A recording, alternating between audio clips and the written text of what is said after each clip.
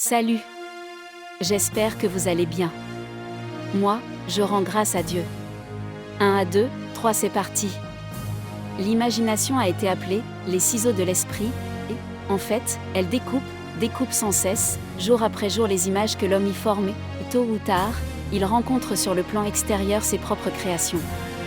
Pour former convenablement son imagination, l'homme doit connaître la nature des opérations de son esprit. Les Grecs disaient « connais-toi toi-même ».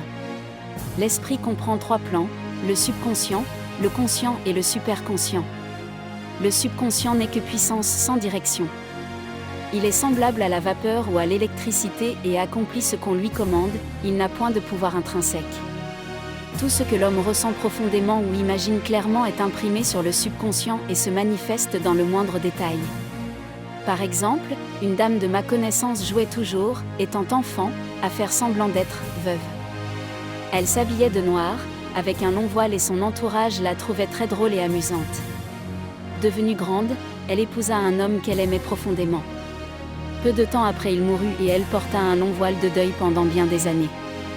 Son subconscient, impressionné par l'image qu'elle avait formée, en temps voulu, l'extériorisa sans égard pour sa douleur.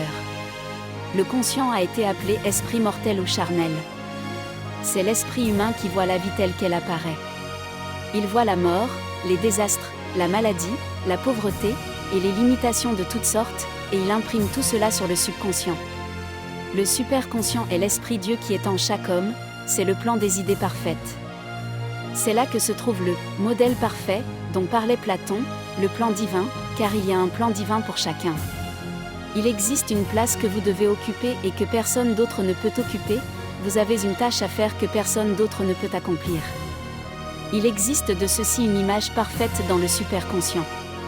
Cette image se projette parfois comme un éclair dans le conscient et semble un idéal hors d'atteinte, quelque chose de trop beau pour être vrai. En réalité, c'est la destinée véritable, la destination de l'homme, projetée par l'intelligence infinie qui est en lui-même. Merci d'avoir suivi jusqu'à la fin. Étage à la prochaine.